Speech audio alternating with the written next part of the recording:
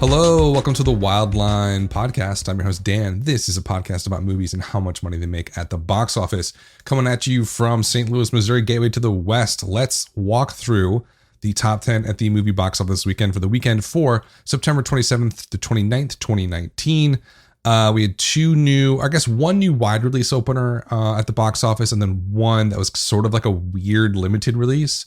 Judy was opened in about 461 theaters to be exact, which isn't really a wide release. I guess it's just limited. It's not really an art house or platform release, but we'll talk about how that one did in addition to Abominable, the new wide release this weekend. So we'll walk through the top 10 of the box office, see what's going on, limited releases, and then review what's going to happen here over the next few weeks at the box office. Next week I'm out, so I'll probably speak at length on Joker, which is coming out next weekend.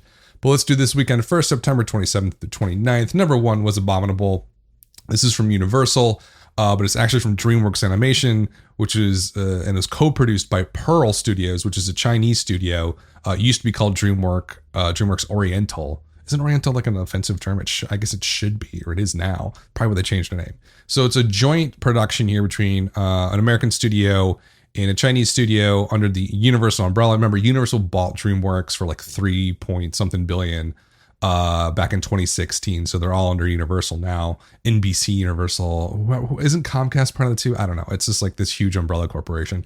So Abominable, 20.8 million is okay. It's very much a meh opening. Like, it's not, tracking was high teens on this. But I thought it was going to break out and hit about 28 because look, there's nothing else coming out this weekend. This is the only wide release.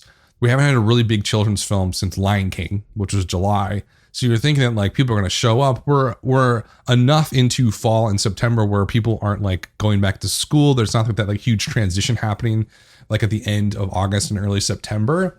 So I thought like this thing was going to break out. Like people were going to clamor for a children's movie. It's just not happening. Now, 20.8 is not the end of the world, but when you go back and look at DreamWorks Animation's films, this is one of the worst openings they've had in like the last 20 years.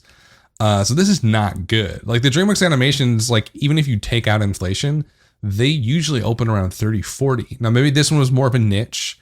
Maybe they're waiting for this. Maybe this is really a Chinese movie that we're getting sort of after the fact. It doesn't open in China until later this week. So maybe that's the main financial focus for this film is that audience. It does take place in China and Shanghai. They go to Mount Everest. It's about a Yeti. It looks fun. But it just did not pop off here this weekend at all. And I'm really kind of perplexed by that. I think maybe it was the marketing. Maybe it just wasn't the right story for Americans and Canadians. Maybe because it was based in Shanghai that they felt there was some sort of disconnect and they didn't really their kids didn't really want to go out and see it. Let's talk about the quality of it here. Rotten Tomatoes score, 80% from all critics, 67 score. Okay, that's not great for an animation film. Usually just the general grouping of ratings for animation films, especially from these big studios like this, are usually well over 80 with actual scores in like the 70s. So it's a little bit below normal. Top critics giving it 75% fresh, 64 actual score. So again, kind of okay. Verified audience is really high, 96% verified audience with a 94 rating. All audience is 94% with a 92 rating. So those are very high. Cinema score of A, post-track of 80. That all sort of tracks together. Audiences are really liking this movie like I thought they would because it looks like a good movie. And DreamWorks has, a pretty good track record. Like the whole How to Train Your Dragon series is from them. Those are all very good movies. Kung Fu Panda as well. All three of those movies have been pretty well received. Letterboxd score, I'm just throwing it out there, why not? 66 out of 100. How to Train Your Dragon 3 was 74. Toy Story was 80. That's kind of closer to the pinnacle of the score in Letterboxd. Kung Fu Panda 3 was a 64. So it's kind of in more closer to the Kung Fu Panda. At least it's a small sample size on Letterboxd right now, but it's kind of down in that range. But that's less of importance than that verified audience score of a 96 and the cinema score of an A. That means it's going to have great legs. So critics are kind of like, it's pretty good. We like it. Audiences are really kind of over the moon about it, it seems. So if we take a look at like what this thing is going to do, I think a 3x multiplier is absolutely the basement here. And like what's coming out of the next few weeks, Joker's not going to be a draw for children. I hope not. So 20.8 million. 3x multiple is going to get us what, 62.4. That's going to do way higher than that. I think there's even a possibility of a 4x multiple, which we don't see very often, but we do see it more often with children's films. And that would put it at like 83. I think it's probably like going to be around like I would say 85. I really think this is based on that cinema score and post-track score and the verified audience score, which are all 3 separate surveys. They're all kind of saying the same thing. People really like this. So I think it's going to have a bigger multiple than your average children's film and push that $85 million mark. $100 million is probably out of the question. But I think it's going to do pretty well here, especially as you get into colder weather, because it is about a Yeti, right? So it's kind of a winter movie. So it's pretty good. A decent performance there. What other notes do I have in this one? Opens up in China this week. Costs $75 million. That's a pretty, I mean, not massively high for a movie like this, but it's certainly not small. So that, if I do my basic math here and figure out what this thing has to do, 75 million times 3 gets you kind of a production budget or overall budget releasing costs. So this would be like marketing. This would be the actual production. This would be any sort of releasing costs with digital, VOD, streaming, cable deals, basic cable deals, broadcast if that ever happens, deals, DVDs, all that kind of stuff. Everything's involved here. So $225 million is what it probably will cost to get this thing on every single platform. In terms of what it would need to make, God, I mean, it's going to have to make about like, you divide that by 85%. I don't know. I don't know if it's going to make it to a profitable range. It doesn't seem like it. It would have to do about $300 million, it looks like to me. Now that's back of the napkin math there. Just me sort of throwing out numbers, but I think ballpark probably right. $300 million, maybe $275 to $300 million would be a profit for this. Because keep in mind, okay, let's say it does $300 million worldwide box office. They're only going to take in terms of revenue.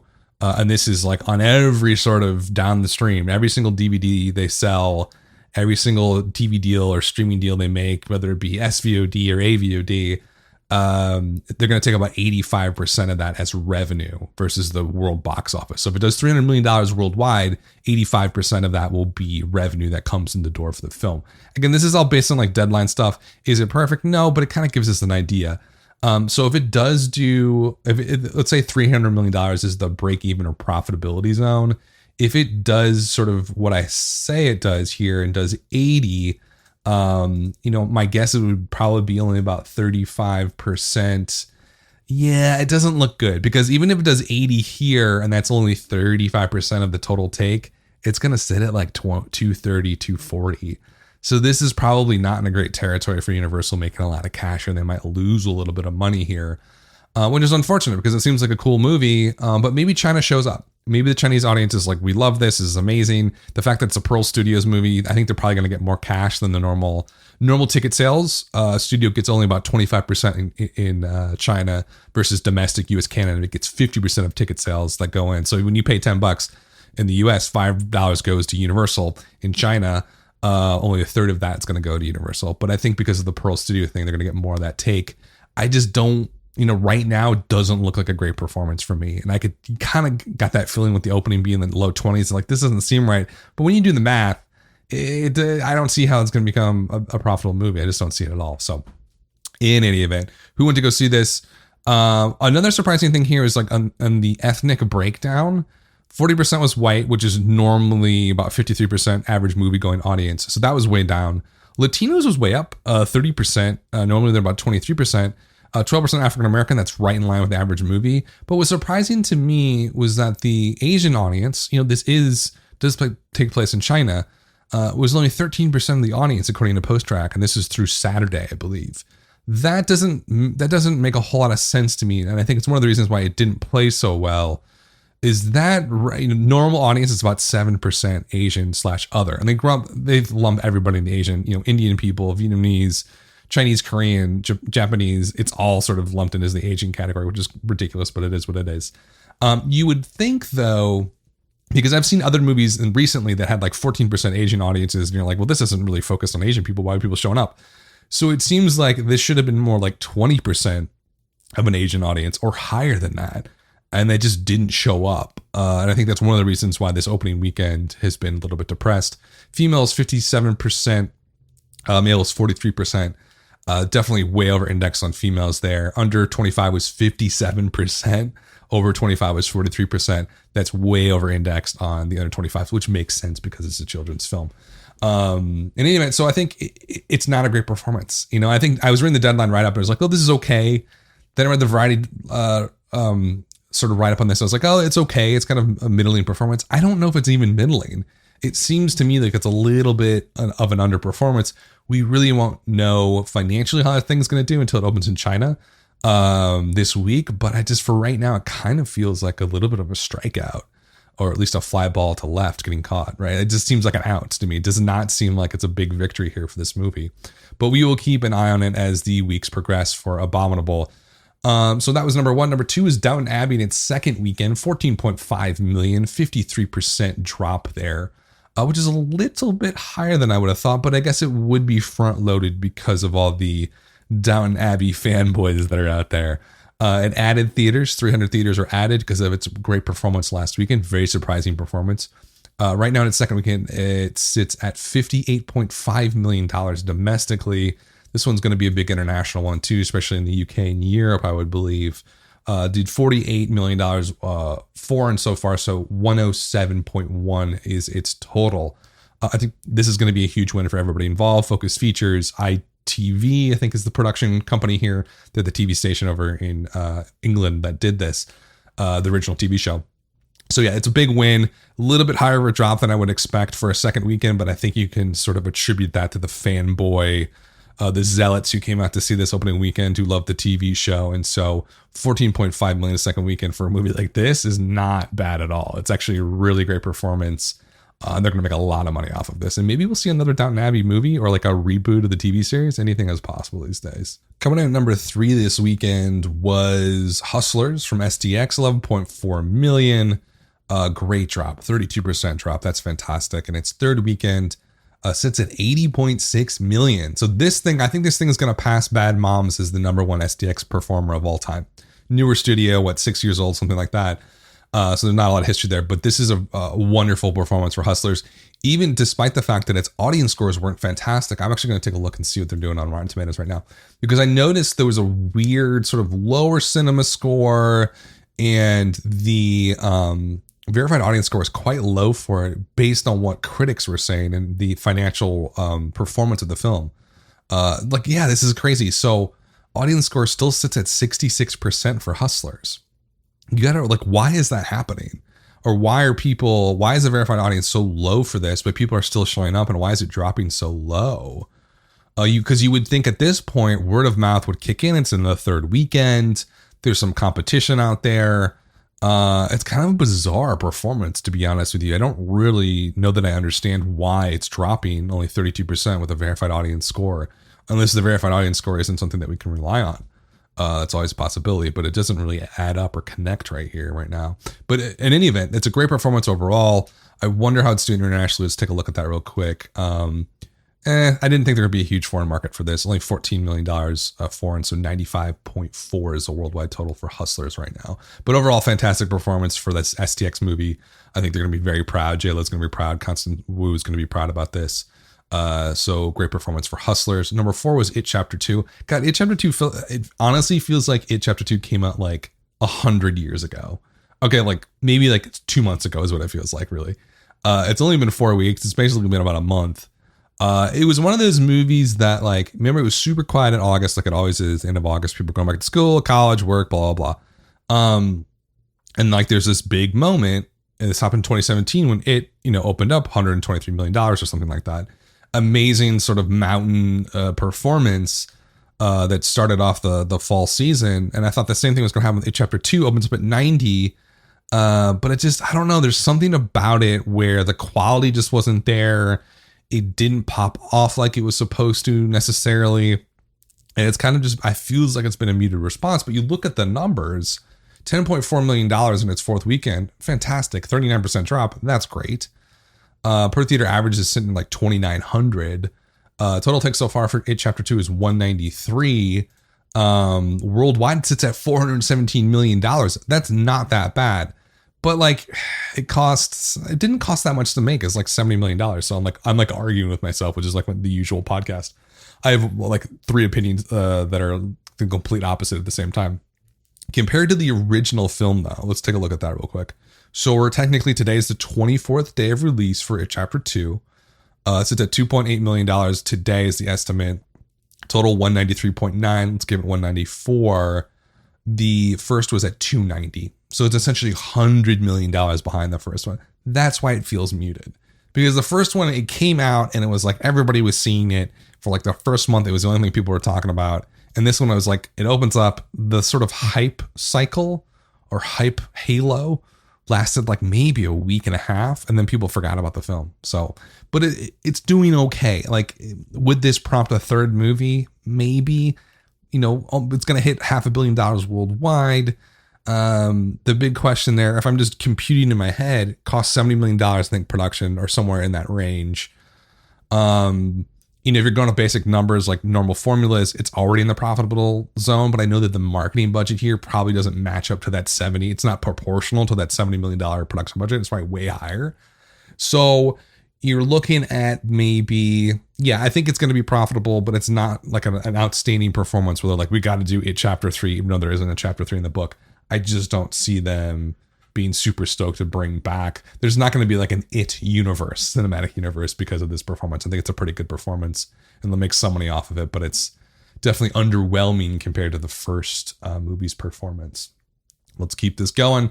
Number 6, Rambo Last Blood. Yikes. 55% drop in its second weekend. 33.1 million so far. This one feels like it'd also be like a good worldwide movie, and I don't think it's opened a lot yet. So 46.7 worldwide right now. Not a great performance. Had a low budget of 50 million.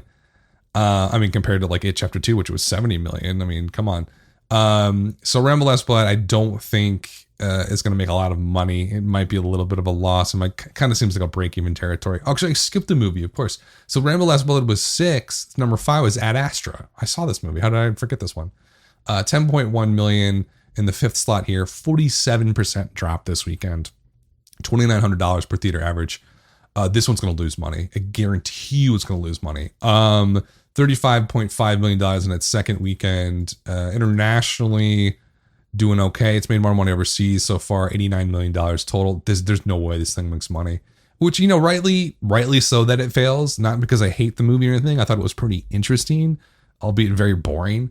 It just, you know, just thinking about like the business of filmmaking and releasing films to wide audiences, this was like DOA on concept. There was just no way they were going to make this work the way that they wanted to shoot with this director. It was just, it's way too quiet. It's way too meditative. It's pondering. Like half the movie seems like a screensaver. Very similar problems, at least for me. You know, I'm an older guy. Like I don't need things to sort of pop, you know, explode every 2 minutes like I did when I was 17 years old. Like Independence Day, which is amazing. I can deal with very quiet films. Most of my favorite films are very quiet, thinking films like Columbus, which is just like glacial. Call Me by Your Name is probably my favorite movie. Like the last 5 years is very slow. It has a meandering almost pace to it. And Ad Astra has a similar pace, but there's none of the emotional undercurrent of a Columbus or a Call Me by Your Name. It's just not there. There's a whole father thing, and it's like, I don't believe it. I don't believe the emotion of this movie. And that's why the slow pace of it just doesn't work. It almost felt like it was like midway between. We talked about this last weekend, how there's like reshoots and like these, the second unit director was trying to make an action movie, but they wanted to make an emotional movie about a father-son relationship. It just seemed kind of bipolar in that sense, or maybe schizophrenic. Just two disparate styles trying to be melded together, and it just did not work. And it was never really going to work. I didn't think so. This thing's going to make no money. I mean, it's going to lose money. It's not going to make anything. And I think it was just a mistake from the start here. And I think to some degree Disney was like, I don't know what to do with this Fox movie. We sort of just got laid on top of us. Like, how are we supposed to market this thing? Just put Brad Pitt's face on a huge poster is what they did. And like, it doesn't work. So anyway, Ad Astra is not a good performance at all. It's definitely a flop. Talked about Rambo. Let's talk a little bit about Judy. Okay. So Judy Garland biopic with Renee Zellweger. I was not super stoked about this when I saw the trailer in terms of its like a financial potential. But I've changed my mind a bit. It had a really good performance in Toronto. Roadside Attractions is putting this one out. Deadline has a really good write-up, kind of almost like a half interview with the head of distribution for Roadside Attraction about the strategy of this release. I find it kind of interesting, a little bit perplexing. So this is an art house film. This is a film meant for awards. Awards really start in sort of later November into December, with the pinnacle of awards being the Oscar nominations, of which voting starts in early January. I think it's like the first or second week of January. They vote, I think, for a couple of weeks, and then the nominations come out later in January, like the third week or something like that. And then we have the Oscars usually late February, early March. So for art house films, the best thing to do is release your movie closer to voting, but not too close where they don't have time to see everything. So at the end of December and essentially Thanksgiving through New Year's, we are inundated with Oscar bait films that are meant to get nominations, and that's why they exist. Judy is one of those films, but it's released here at the end of September, so it's kind of they're getting ahead of the curve a little bit. But they put it out in 461 theaters, not a traditional art house release or platform release. Traditional release for something like this would be 4 theaters, 2 in New York, 2 in Los Angeles. You see how the per theater average does. If you're north of 40K, 50K per theater average, then you start pushing them out. Now that's a really good sign that this could break out. It's not always the case. The thing that I always quote on that is Steve Jobs, that did over 100K per theater in a platform 4 theater release. And then it basically face planted when it went wide because it was good for the New York, Los Angeles audience, but someone in Omaha didn't care. Now Judy, with 461 theaters, $6,700 per theater. I don't know how to read that per theater average. I have no clue. And other people are out there saying like, oh, this is good, this is bad. I don't know what that means because we don't have a ton of data points for a wide release on 400 or 500 theaters. If I'm just looking at it straight up, it's like 6,700 seems good.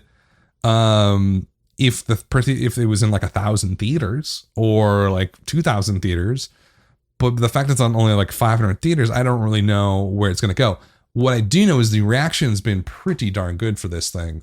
So critics wise, like an 83% Rotten Tomatoes, 70 actual score, top critics 83%, 68 score. So pretty good. Not like 90% Rotten Tomatoes or like in the 80s scores. So it's not necessarily on the upper echelon of art films, but it's a pretty good performance there for critics. Verified audience is great though. 92%, 91 actual score. All audience 89%, 88 actual score. There's a private cinema score that they did. I don't know how does that work? Do you hire cinema score and say, hey, come to this Columbus, Ohio theater and survey these people? I mean, maybe that's how they do it. But an E- score in this private cinema score. And if all of it's a private, how is Deadline getting those numbers and releasing it? Do they really want them? They probably were like, oh, hey, Deadline released this. It's like a PR move, of course. No post-track, of course, yet because it's not big enough. Letterboxd score 64. Comparing that to the last Renee Zellweger movie, Bridget Jones is a Baby, 60. True Story, which was the same director, Rupert Gould. Or Gold or Gould, I don't know. That got a 58. That movie's terrible. That's with... what's his name? Jonah Hill and James Franco. I had to stop and figure out what that one because I was going to go crazy if I didn't. So not a great track record there with that movie. That had a 58 on Letterboxd. Jackie, same production company here as Judy, 70 on Letterboxd. So someone sits at 64. Okay. The big call out here is the verified audience score of 92%. Now, the huge question here is like, what is this going to do awards wise? Because this is an awards film. It's Oscar baity, of course. I think Renee Zellweger for lead actress is kind of a lock if this thing does well. I don't see it breaking out huge. I don't see it making $40-50 million. It is possible it could do a Green Book thing. Right now, critics are kind of like, oh, it's pretty good. I think the Film Vanguard group on Letterboxd doesn't like it all that much. But the true sort of performance is going to be with that mass audience. If they love it, it's going to override what sort of the nerds think, right? Which is possible with this movie. I just don't know if it's going to have that breakout performance. That like the $6,000 per theater here is a hard read. We'll have to see how it plays out as it expands a little bit more to get more data. But right now, I think this performance definitely helps Renee Zellweger get that Best Actress nomination, or maybe even a Golden Globe nomination if she doesn't get the Oscar. But it is kind of an interesting sort of plugging this thing out here in late September is a little bit early for the Oscar films. Usually we get those in mid October is kind of a little bit, but like they kick off really in November and December because voting for the Oscars is like the first or second week of January. And then we get the nominations like the third week of January, and then we get the Oscars in like February, March. So what art house people or art house films usually get released here, it's closer towards that voting period. So it's fresh in the voters' minds. So this is a little bit early for that, but it could work to their advantage where it kind of creates its own sort of buzz and hype, where people won't forget about it and come January 7th, right? Where they're voting on this stuff and have a DVD or a streaming version of it. They're like, oh yeah, I remember this one. And so I think she's going to get a nomination for that. But I think overall the film doesn't seem like it's going to vie for the Best Picture, Best Writing awards or anything like that. Okay, so that was Judy. What else do we have here? Good Boys was number 8 this weekend, $2 million. It's at $80 million domestically for Good Boys, which is nuts. Very strange, like very successful for its release date, like middle of nowhere, August. Kind of an odd film about like teenage boys. Like who wants to go see a movie about teenage boys? Not even teenage boys, but apparently somebody showed up to see this. So $80 million on a $20 million production budget. That's just domestically. That's a big win for Universal on that one. Number 9 was Lion King, $1.6 million, and its 11th weekend, $540 million domestically, over that $500 million mark. Someone was saying there's like a weird narrative going around, at least on Box Office Reddit, that Lion King is maybe underperforming domestically. That's insane. Like $540 million, it's got to be close to the top 10 all-time performance domestically. So Lion King is a grand slam performance. Now, sure, it didn't make as much as Avengers Endgame, but I don't think anybody was expecting it to do that well. You know, once a movie hits a certain level of performance, it's all kind of relative. If it's doing $540 million, I guarantee you it's at like what, $1.7 million worldwide. That means it's going to make a profit of like $300-400 million, something crazy like that. That's a huge win. That's not underperformance. Now, people thought maybe it was going to break out even more and do like $600 million domestically. That's all gravy. It was all gravy past like $300 million, essentially. So no, it's not underperforming. It's a fantastic performance of Lion King. I think the movie's terrible and a total cash grab, but that doesn't change the financial reality of its performance, which is a huge win. Number 10 was Angels Has Fallen from Lionsgate. It's at that $67 million domestically here. I think it's probably doing pretty well overseas as well. Not a bad performance at all. $123 million worldwide on a $40 million production budget. That's pretty good. We might see another one of those. That thing probably plays well too on streaming. So I think it's going to have a good second life there. But I think a decent performance for Angel Has Fallen overall. So that's the top 10. Outside the top 10, we have a couple of films to talk about. The Peanut Butter Falcon, Roadside Attractions, I should say. Call back to Judy, same distribution company as them. It's at 18.1 million right now. That's kind of a weird release specialty movie. It's doing well. I thought it was gonna had a chance to break out and do like 30-40. That's not gonna happen.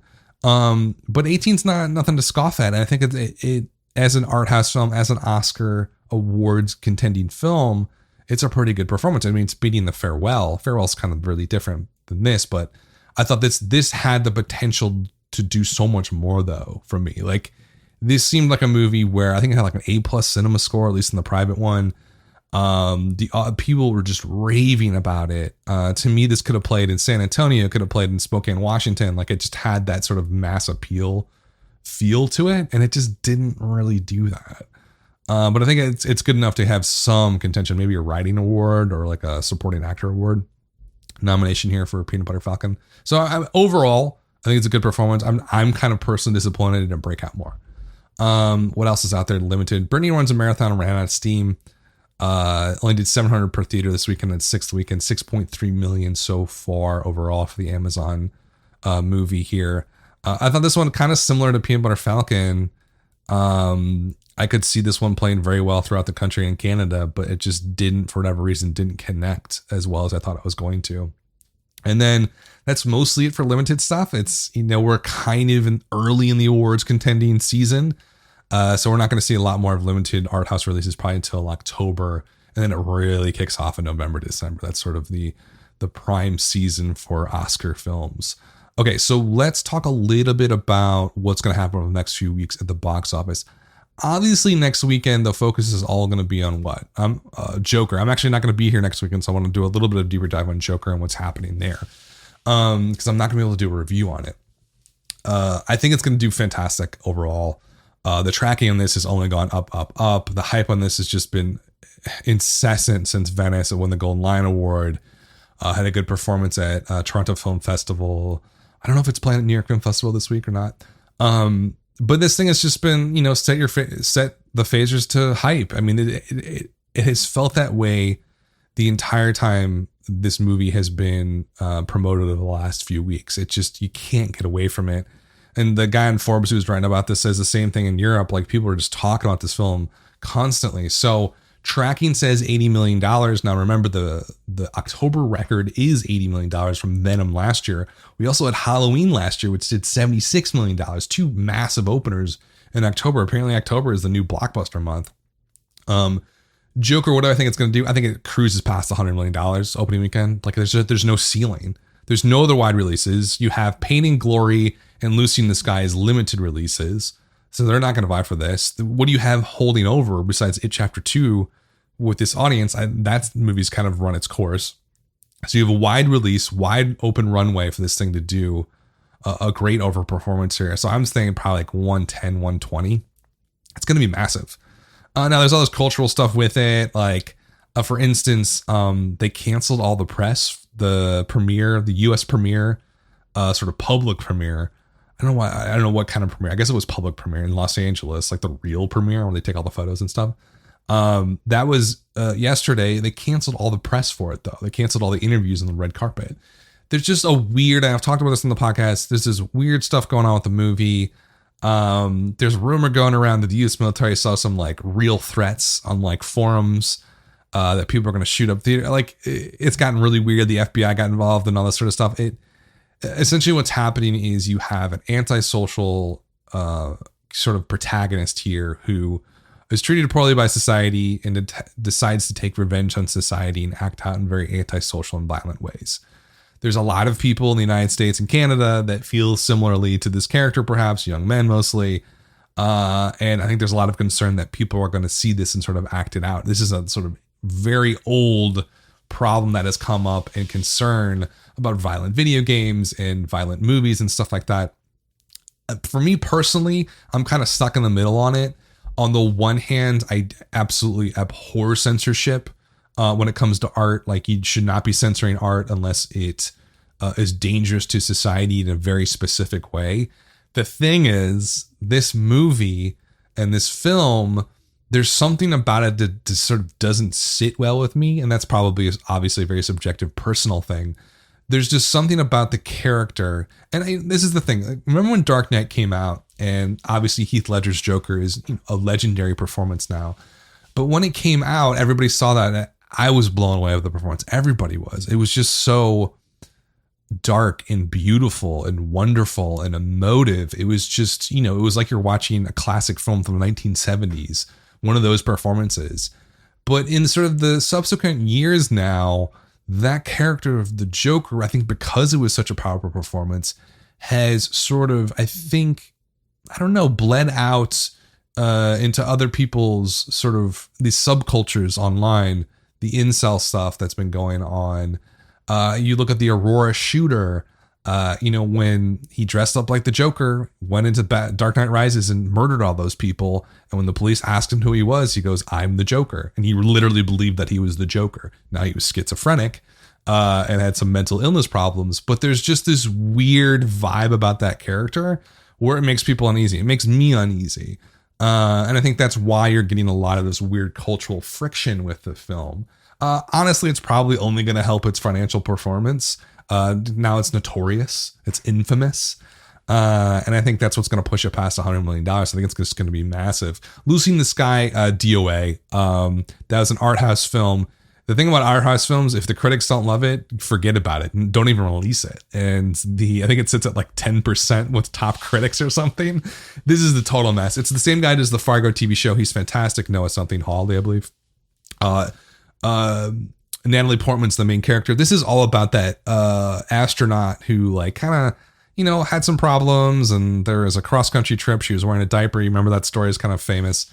So it's inspired by that. It just, the quality of the film sounds like a total shit show. So that's not going to go anywhere. Pain and Glory, Antonio Banderas, apparently award. He's already had one of numerous awards for this performance. So this is from Sony Classics. I think this really has a good chance of getting him an Oscar award, because it has that. It's not going to do financially all that well, but